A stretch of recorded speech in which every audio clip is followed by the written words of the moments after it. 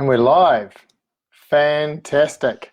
Right, so this is the workshop that I presented at the Marketing Association last year, the Digital Bootcamp. This year I'm going to be updating it. So I thought I'd present this. I said yesterday that I would look at updating the template, but I decided actually I won't, because then you'll be able to get what we did during last year. So first of all, I'd like to thank you for investing yourself. I think that people who actually turn up, invest money in themselves, invest time in their growth, I always really appreciate that. So thank you. And we're going to be talking about email marketing today and beyond. So I have a workshop promise. My workshop promise is very simple. It's that you will know the basics you need to be winning with email marketing. Now, these are my basics, and I believe it's important to be winning with your email marketing. And today, I believe it's even more important than most people would even think. So why it's more relevant than ever? Look, the value of your business is in your customer list. The value of any business is in your customer list, because you make the rules of engagement. You set the expectations, and when someone signs up to your list or buys from you, so someone who buys from you and has a good experience is 100% more likely to buy from you again or deal with you again, right? I think this is just simple logic, basically, right? Do a good job and people will come back. So look, there's a lot more tools available to make communicating via email with the right offer to the right person at the right time now. And 90% of businesses are not doing email marketing correctly. And I think just with a bit more thought and looking at these other tools that are around, you can really maximize and grow that customer list. Look, using ad platforms like Facebook make it a lot easier these days to grow lists of qualified leads and customers. I never thought that I would be a evangelist, you could say, of Facebook, but we just get, we have so much success on it for our clients. It's just a no-brainer these days. That's where everyone is basically, and it's just, you have to be using Facebook these days. Not always posting, by the way, but we'll come to that.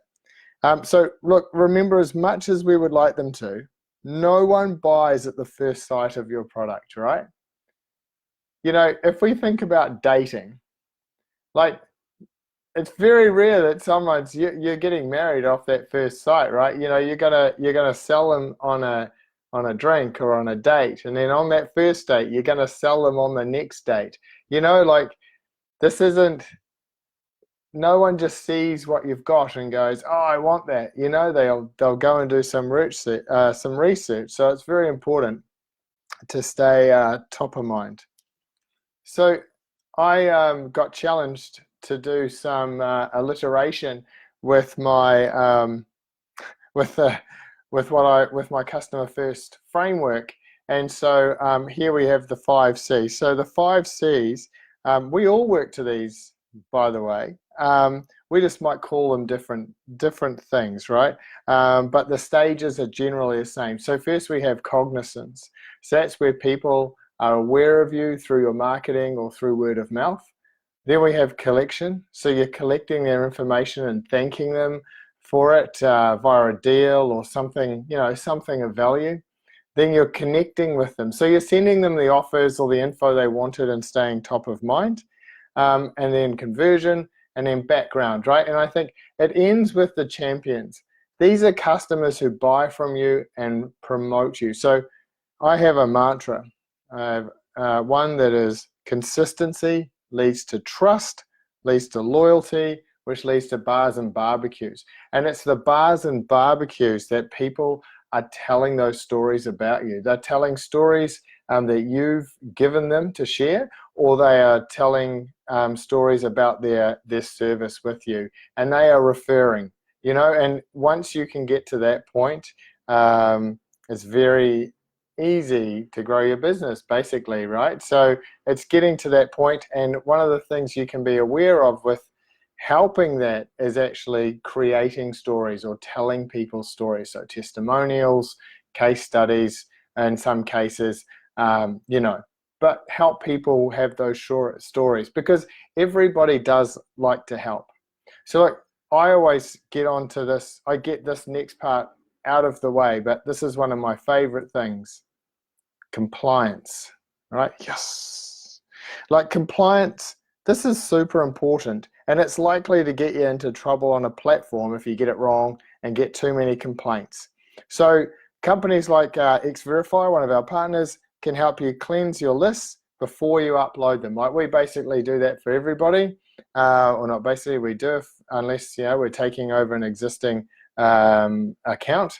But the thing is that when new customers are coming on, or you're at a show, or you're running a competition, those things that are external to your normal sign-up process, you need to sense check those. So we use Verify, and this makes sure that your MailChimp account, for example, doesn't get suspended when you get a couple of complaints, because those guys are very protective over their deliverability. And if people are complaining, you're gone, right? So recently we had a client that happened to. It turns out that one of their staff was uploading lists or customers from pop-up stores that they were doing. The people had signed up, but what they didn't realize is that they were basically just uploading some junk at the same time. We'd told them to stop this, but it happened once more and suspended their account. So we went in there, and luckily, because we're a Premier MailChimp partner, we were able to have a discussion that meant that we were given some steps to follow to unsuspend that account. But from then on, the client believes us. You have to be very, very clear with your compliance, because it just helps, right? You don't want to be sending to old email addresses that have turned into spam traps. So I love compliance. Here's some places you can go. So, compliance, not complaints, right? Get to know the Anti-Spam Act. It's pretty easy. I will put a link to this underneath when we've finished. But that Anti-Spam Act, it's been around for 12 years now. And I think that small businesses are the worst for this. They are they really keep, in New Zealand, they're keeping the Department of Internal Affairs anti-spam unit really busy. They just constantly spam, right? It's like they've forgotten that this act actually exists.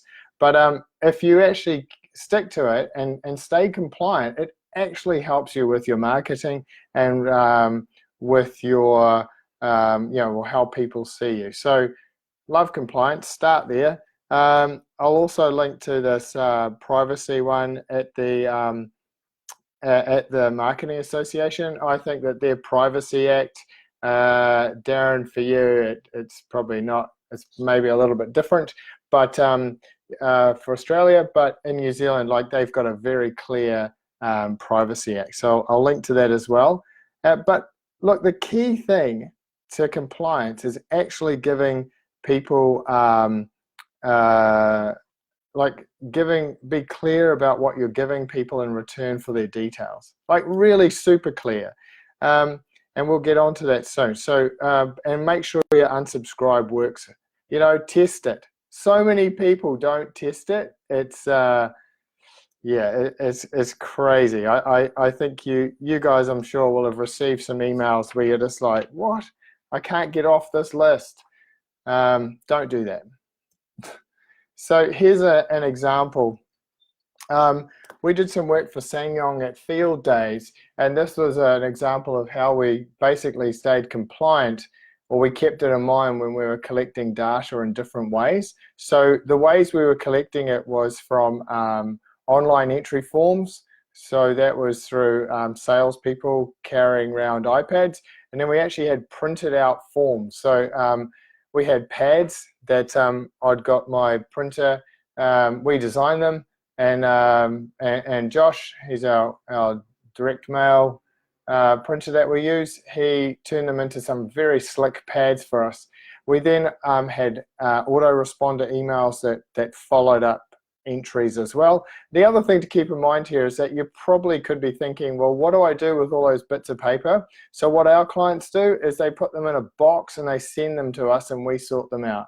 We don't muck around. Like, I just think we need to get those people into the database. And so, you know, if we use a pad or we use something, there's just ways and means to get that sorted out and get that into your email database and get those responders out. But on every single point here, you know, we had the sales guys had a specific thing that they said to make sure that they were asking permission to market to, and also, you know, that they were selling these cars, right? So what they were asking, the information they were asking for, and what it was going to be used for. In the background, you can see there we had a live tracking Google Doc. Well, we'd use this to great effect, I suppose, with one of our clients, Warehouse Stationery, and so we thought we'd do it again. Basically, we had the sales guys competing against each other. Who could sign up the most people? And you know, if you've got a sales team, this is great. Like, add some competition in there. You know, it works. You know, people are competitive, and you know, if you are thinking about every single point of contact in your business as a place where you can collect someone's email address, you know, that competition can be run throughout the whole company. So just an example there. Now, so we're going to get up onto this. This comes from compliance as well. But these are sign-up forms examples. So we talked about setting clear expectations, you know, in your sign-up form about frequency or what they're getting into, because this really helps sell your email marketing. This really helps sell your business and being on your list. Like, you know, I know that Pete's here, he's got Little Society, littlesociety.co.nz. If you want to have a look at very cool designer children's wear. And we thought about one avenue that we went down, which kind of is what everybody else is doing, which is sign up and, you know, go into the monthly draw for a $200 sales voucher or something. You'll find that, like, everyone from Briscoe's, Mocha, so many people are doing that, but they already had this existing idea of sign up and get $10 off your first sale. And so we ended up, even though we really discussed this robustly, even did the pop-up form, we ended up going back to the $10 off because it was working. So, but we were very clear about what they get for that. And it's about, for someone like Little Society in a retail business, it's about getting that first sale, right? So we'll do almost anything for that. And if you think about acquisition, ongoing, and then retention as a barbell. So I won't be able to demonstrate here. I might put an image in later. But basically, you be really aggressive on your offers. I'm just drawing the picture. You be very aggressive on your offers for acquisition, and then you do your business as usual, your normal deals and things like that. And when people are coming to off the list, like they haven't done anything for 30 days or 60 days, they haven't opened, you can be quite aggressive there as well and get them back into that flow again. So yeah, it's a barbell idea. But anyway, so sign up forms examples. I really like the National Geographic. They're very clear that, you know, you're going to receive news, offers, and information, but you're signing up for world-class photos, inspiring stories, and more. And the background of this page is really good. Like, they usually swap out the images. I was actually going to put Little Society's one up, but if you go to littlesociety.co.nz, you can see the new one that we put up there, and it's very cool. So kickstart your thinking. Our weekly email delivered fresh each Sunday evening. So the Spike News, this is our one, goes out every Sunday evening, and then my Monday Motivator follows up on Monday morning. But we are very clear what we send here, and we have, yeah, it surprises me how many people sign up for that, to be honest. But and how many people open it. It's very interesting. So, but it's a very clean email. So yeah, examples. Now, we're going to just move on a bit because compliance, sign-ups, things. But I want to move on to getting email onto the marketing list. So, you know, are you making the most out of your email list? Is email on your marketing calendar, and how do you create content quickly?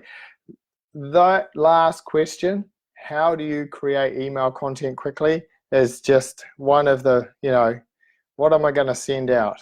That is generally the question we have, and I have to say we have to think about that, think about the answer to that a lot. So look, email needs to be higher up on the marketing calendar, and working with the other channels to maximize every touch point a customer has with you or your business. For example, you know, if you have a Facebook post timed with your email, that's going to ensure that both are going to work well. I mean, this can be kind of hard to do, but it is possible to get everyone on the same page. You know, then if you're retargeting from your website landing pages, that leverages that even more, right? So everything is working together. You know, putting email on the calendar means creating content is easier, because then you can like use the same offers and creative across all channels. So do you have a process for content? Like, have you got one written down? You know, what we do is we have a Slack channel that we put everything into. But look, sending more frequently means you don't have to write long emails too, right? I have the mantra called send less, more often. Sending less more often works because, you know, you'll always put off an excuse or find an excuse to put off an email if it's too long, right? And you'll lose the consistency that you need to have to win with email. One of the major reasons people come to us is because they don't have the time to get the amount of emails they need to get out to reach their objectives. So you've got to basically make, you know, get this as simple as possible. So, you know, also long newsletters I don't think work in most situations. There's one that I read, but more than 2 scrolls and, you know, there won't be much happening apart from unsubscribes, to be fair, and from what our data tells us. So, you know, that example of spike news, like we make it really easy for ourselves to send this weekly email. Like we have the team put ideas into a Slack channel, and we've moved on from this email here too, actually, to a point like we now have links to the articles and the copy. So basically our email now finishes at, it finishes down here, and the copy is in here. So like, you know, a behemoth of a parrot that reached 3 foot tall, and we would link that in there now. And basically what that means is that it's just, to me, it's a shorter email, and people are far more likely to click on things. So, I mean, this one worked very well, but, you know, you've always got to be testing, and we were finding that people didn't always scroll as far as we wanted to do. So that moves me into one of my next favorite things, is A/B testing. You know, always be testing, always. Like email makes it super easy to do so, but it's one of the most underused tools we have. You know, like I said, 90% of businesses are doing email marketing incorrectly. They're just, you know, and it's like they're not doing something simple as A/B testing, and yet all the platforms allow you to do this basically. So, you know, what is A/B testing? You know, how do you do it in your business? What are you testing, and what do you base your winner on? So A/B testing, like what is it? Yeah, A/B testing is a randomized experiment with 2 variants. I was going to ask this question, you maybe could have put that in the comments, but multivariant is testing 2 or more variants. So here we're going to get into an exercise. Now, I'm not sure how we would do this. So this was just a run through of my presentation, so of my workshop. So I'll take us through it. But basically, the exercise is writing 2 subject lines per group. I put everyone into groups, and then I write them up, and then we vote. And basically, this is the longest time that anyone will have spent on a subject line. someone actually said to me, "Oh no, I spend this long," and I went, "Oh really? So there's 4 of you in the room when you do it?" And of course not. It's just it spending 10 minutes. Whereas with 4 of them, it's 40 minutes. So it was like, yeah, it's a really good exercise. So what usually happens is we write up all these, and then as you can see, I actually get them to vote. Now, see this one, your highlight of the week, 9, unlock 30% off. Like, looking at this, they all get a copy. You can see this, take 30% off, highlighter trio, get your glow on. Hurry, 30% off just for you, 30% off your perfect glow. Take 30% off, highlight your life. I mean, these are really interesting. I mean, this one here, 30% off our new highlighted trio. That got 11 votes. I think there was 16 people in the class. So, and then this one here, 30% off best-selling highlighter 2019. It's a really cool exercise to do, right? So anyway, these are the ones that were actually sent. I'll come back to that, Darren. These are the ones that were sent. So first look, luminous highlight light highlighter trio, next level highlighter luminosity, and 3 rich shades. Now I'm just going to go back to here because there's some super good subject lines in here, right?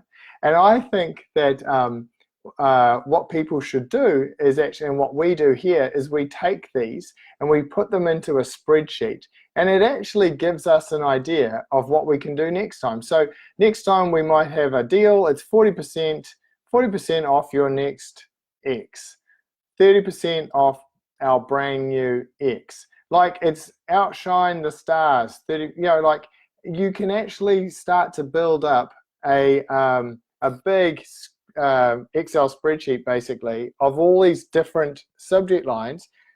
Then we actually put, like, how they did. So, you've really got a good idea.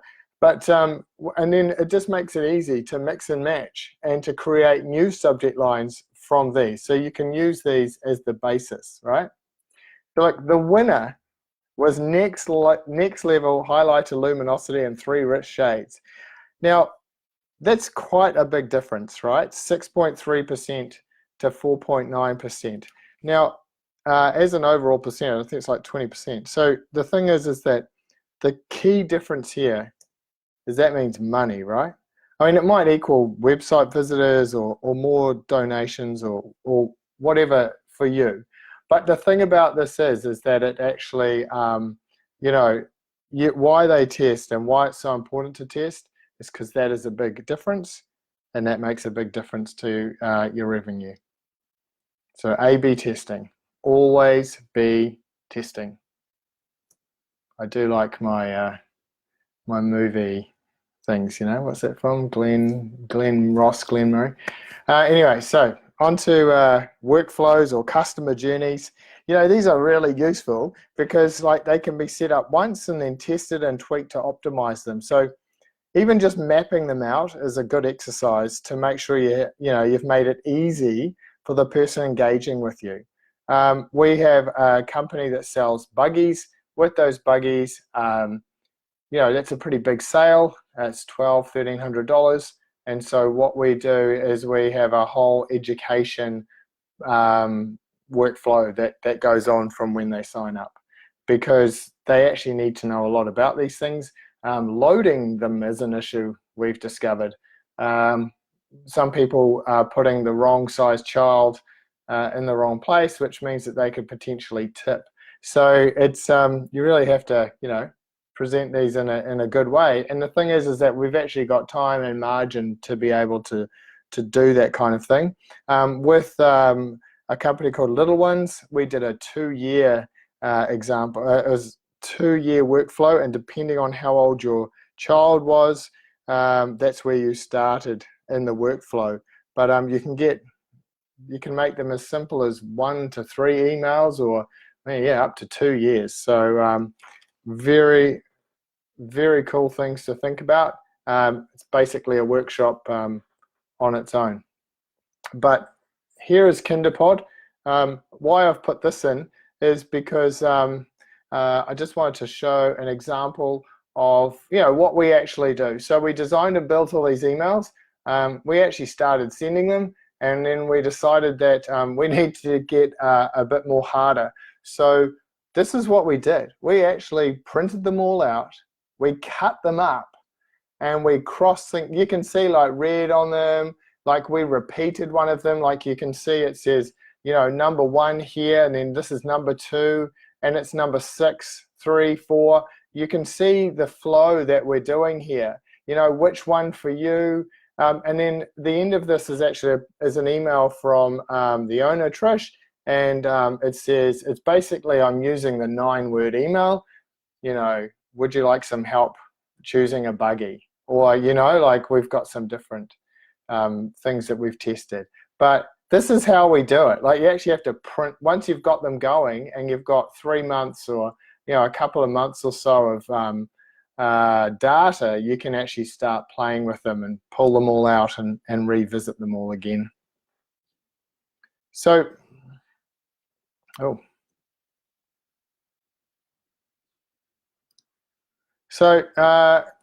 next is pop-ups. Right, so pop-ups.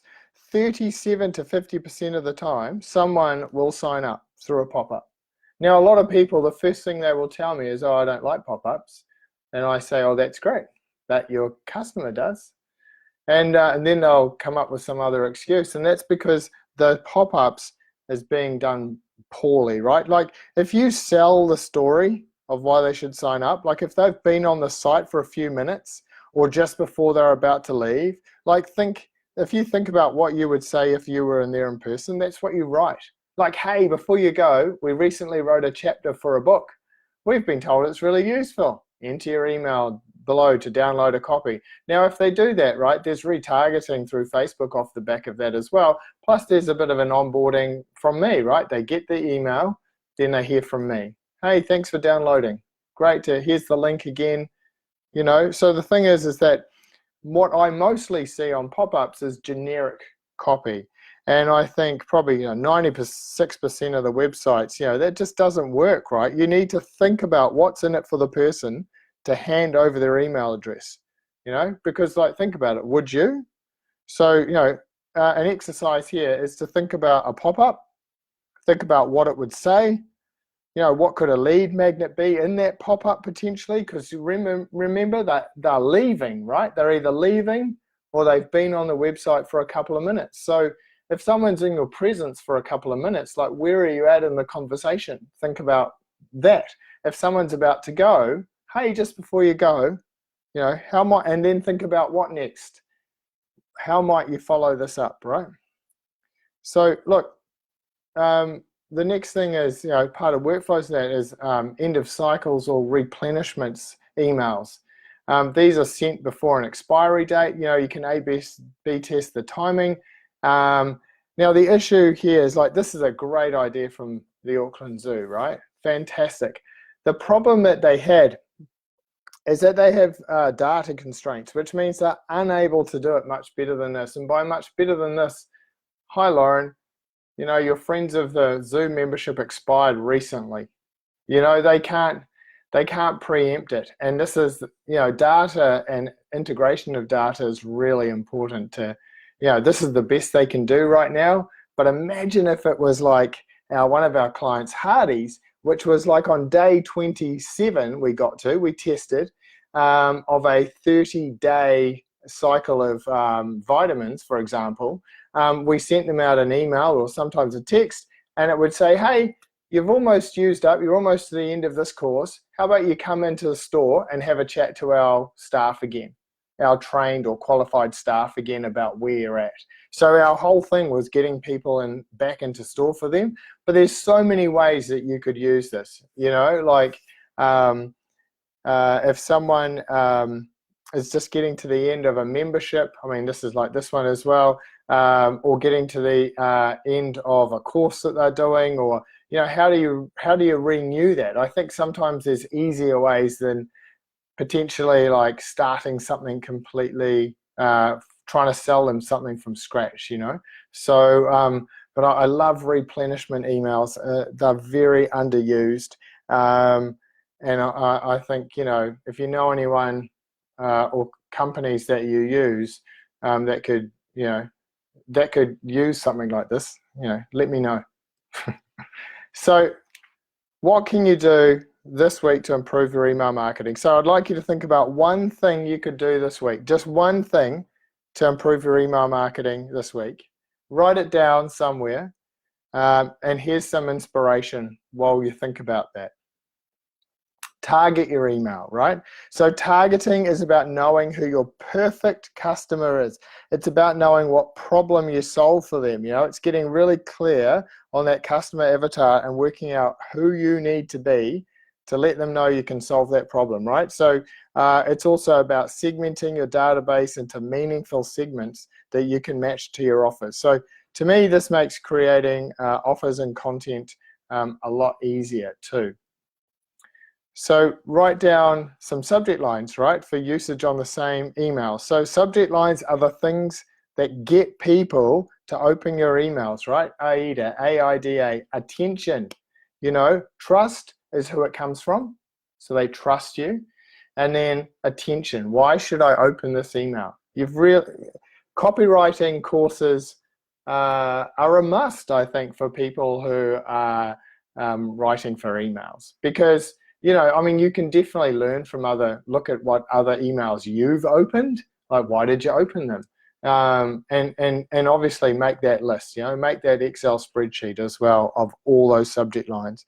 But like get into a habit of writing at least 3 before you decide on one, because the quick one that popped into your head probably won't work as well as the one you've spent some time on. Like that is, we prove that time and time again. Because if you can't A/B test, right? So this is for those of you who can't A/B test. You just don't have time. You know, at least you've spent some time getting into your customer's head and thought about why they would open it. You know, what's in it for them? Would you open it?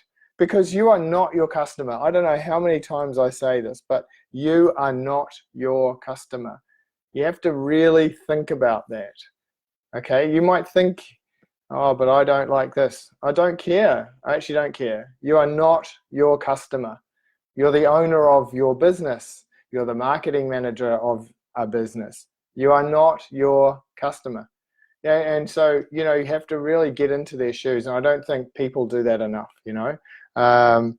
Yeah, it's very important to remember that. I am not my customer. I can probably get more emails, receive more emails because I like you and I like your product, you know.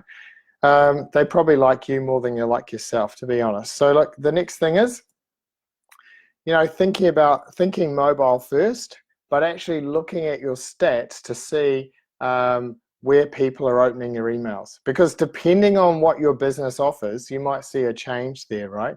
So, however, you know, we're seeing mobile opens heading over 60% for a lot of our clients now, and even higher for others. And that's just because of their demographic. So, you know, check your stats, but think mobile first. We generally will design 2 emails. We'll design it for desktop, and then we'll design it for mobile. But generally, a lot of these days, we're actually just looking at the mobile one first. There are 2 ways to really win with email, which is leverage or maximize your existing customer base and then grow it. So leverage it using that and grow using that 5 C's framework, you know, cognizance, collection, connection, conversion, and then champions as your guide. So you do that and you'll be winning for sure. So to leverage though, you need to be looking at what's worked, like what's worked in the past. I have to remind myself and my team to do that. What has worked in the past? What worked last year? Go and have a look, because the same email last year could work again this year. Yeah, yes, you're going to have to make some tweaks to it, but it could work. I have to remind myself and my team and our clients to keep doing that, you know, just keep rinse and repeat, you know, every year. Make it easy for yourself. What numbers are important to your business? Think about those. For example, my number is calls per week. Now, how many calls, how many people can I get on the phone? So think about your numbers, you know. Is it traffic? Is it sales? Is it, you know, people on a course? Whatever it is. So what are the 3 things you learned tonight? Write down 3 things. And then, or today actually, what's 3 things we learned today? Or whenever you're watching this, to be honest. But my promise was you will know the basics you need to be winning with email marketing. So did I keep my promise? Feedback has said that I have and when I do the workshops live. I'm not sure about this, but you know, I'd like you to think about this. Just because you're sending email doesn't mean you're sending email with purpose. An email with purpose is aligning your email marketing with your business objectives. And if you do that, it will kick ass, right? It's what we call. So thank you. Think about how you can maximize your customer lifetime value. It's been fun. I will link to the Anti-Spam Act and the Privacy Act. I'll upload those. I'll actually upload these slides as well. Actually, I think I'm allowed to do that. Darren, how many times a day, week should you send an email? Now, I'm going to tell you the famous answer. That depends. That is the famous email marketing. But it does depend, right? And I think you need to test. But I mean, for someone who's sending something useful, Seth Godin does something every single day, if not twice a day, because he's writing on his blog, and those things go out as emails. So if you're delivering value, then I think you can send quite a lot, right? If you're in retail, we've got retailers sending once a day, twice a day, sometimes 3 times if we're like doing a competition and we're wrapping it up. So it does depend. You should test. Happy to have a conversation about that. And just put yourself in your customer's shoes. I mean, really, if you're running a funnel, Darren, like you could be sending twice a day, right? Over a week, while you really get people learning about you, what they want to have to do next, all that kind of stuff. Andrew, the best way to do that is I might put it up. Well, I will put this up on YouTube, and I'll link that in here. Otherwise, just ask people to open the group. I've decided to join the group. I've decided to open this up to just basically anyone who is interested in maximizing and growing their customer databases and learning more about email marketing at marketing. So I'm opening it up a bit more instead of just retailers, because everyone can maximize and grow their database. So that's why I've renamed it again. But yeah, look, it's been fun. Thank you very much, and I'll talk to you guys soon.